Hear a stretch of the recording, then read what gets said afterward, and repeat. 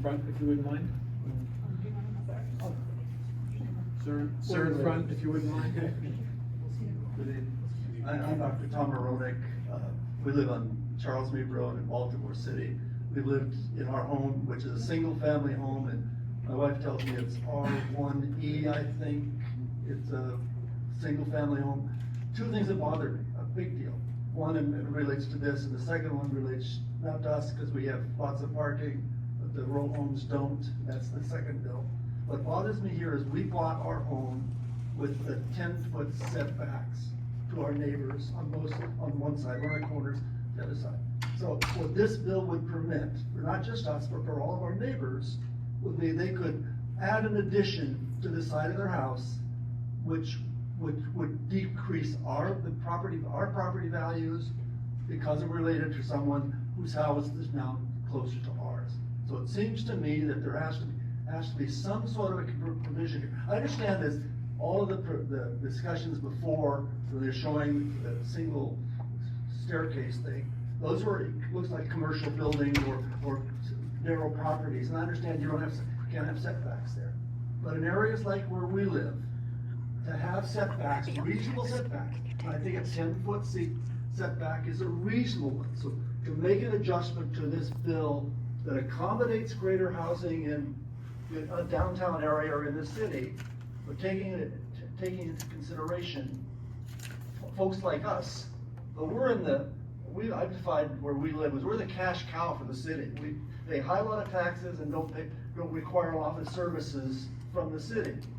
But now in effect, you're basically doing something that impacts our property value without any consideration of how we may be different. Thank you very much. Thank you. Are there questions for the gentleman? None, thank you. Ma'am?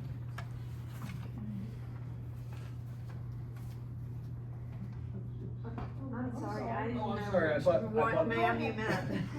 I thought you had designated the gentleman to speak, but if you both want to speak, please do. I'm sorry, Ms. Floyd. That's fine. That's fine. He's stolen a few of my points. Well, please don't reiterate them. We heard them. Apologies, Ms. Floyd, we'll have you after this. Shall I start? My husband and I and our two children moved to our house, in what, I'm not sure if it's R1E or R1, but it does have 10-foot setbacks.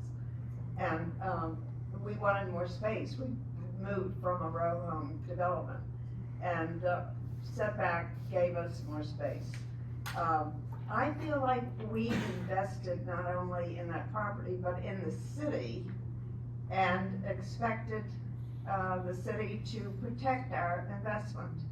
Well, all of a sudden, I worked, went to a lot of meetings when you were doing the Transform Baltimore and rewrite.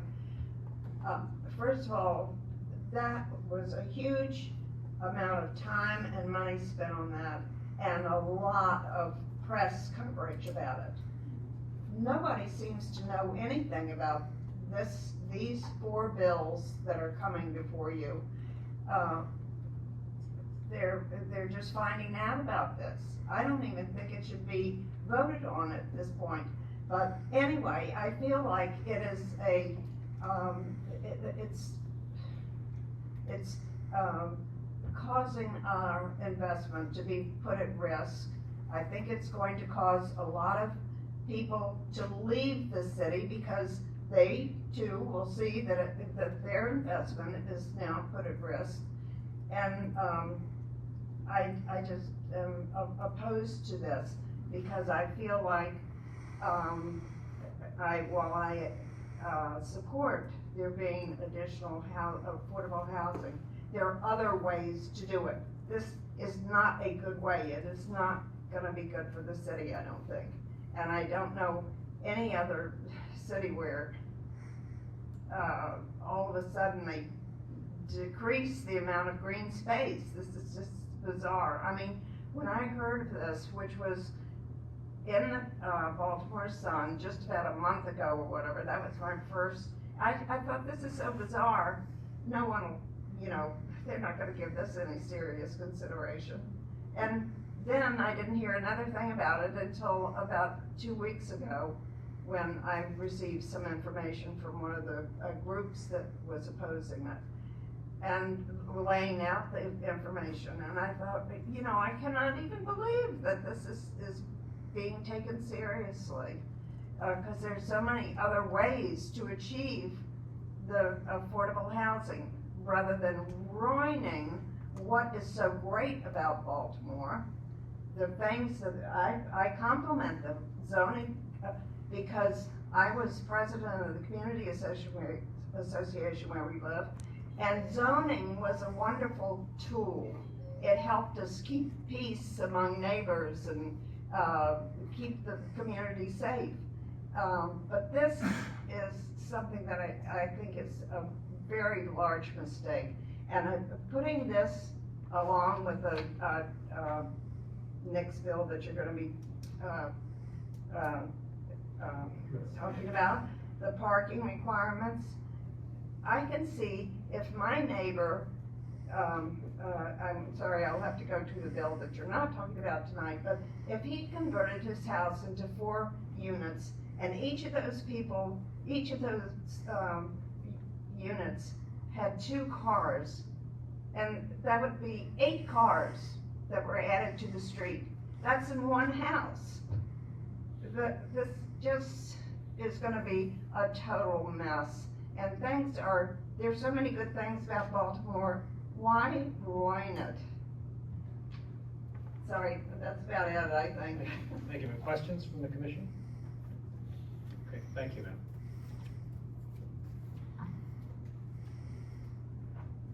Mr. Chair, thank you. You have my previous written testimony and my previous appearance. I'm going to be a little more focused today. You know, about a year ago, give or take, I sat in this room and I heard a woman beg this planning commission for help. I can only describe her as being distraught. Her issue was that the city was about to allow someone to build a tremendously tall building right up to the alley behind her home. And she was explaining with great emotion, desperation, I would say, the impact of that on her home, her life, her health, all those things. And the planning commission members at the time said, ma'am, we appreciate your position and we understand, but we can't do anything because this is development by right. This bill is asking you to increase what can be done by right. And, you know, it didn't really get discussed last time, and it's difficult to understand this bill. So I made a model and I provided a PDF to the commissioners. I think you may have it. I hope you have it. And if I could ask Mr. Tizo if it's possible can you put it up right now? Is it? No. Oh, you can't. Okay, fine. But you all have it. Okay, fine. So, what I did, I'm not a computer graphic person. I'm a person who likes to touch things and so build things too. What the heck? So I'm going to talk about the major changes in the R8 zone. Okay, what I've done in the top frame is shown you a typical type example where you have a 20-foot backyard that's required. You have about 30 feet of height, which is pretty standard, pretty normal. You know, there are a lot of different heights, and then you have those 6-foot rear fences, which is the highest fence that's allowed. People have had to go to the zoning board begging for a higher fence, so you can only have 6 feet high. So this bill allows the elimination of the rear yard in so many properties in the R8. So the second frame shows you what happens if somebody builds out. Actually, just wait, stop it. I remember you reading your submission. I pulled it up again to fresh recollection. I don't see the drawing. You don't have this? I have the first email saying opposition to the bill, Yes. but I don't have that. Okay, all I have is a text and I can't make copies for you. Oh, okay, I thought you all had it electronic. I have your, we have your statement. I thought that was. We have your written text, I don't know if I cut off, maybe gave you the. Oh, you didn't, Mr. Tizo told me he had it, Well, I no, thought we there was a have- problem with the transmission. We have and your then text, thought we just worked didn't it. have the No, the immediate text was from attachment. 3 weeks ago. This So, is- oh, you saw something today or yesterday, which is fine. Yeah, this was something we thought we'd worked out, and I apologize, I. Well, okay. Okay. Want to make sure we review it. All right, so I'll bounce ahead a little bit, and then we can go back to the picture. This bill really goes after the R8 blocks in the city of Baltimore, and I cannot emphasize that enough. We had a map earlier of where these R8 blocks are. There are a lot of R8 properties in this city.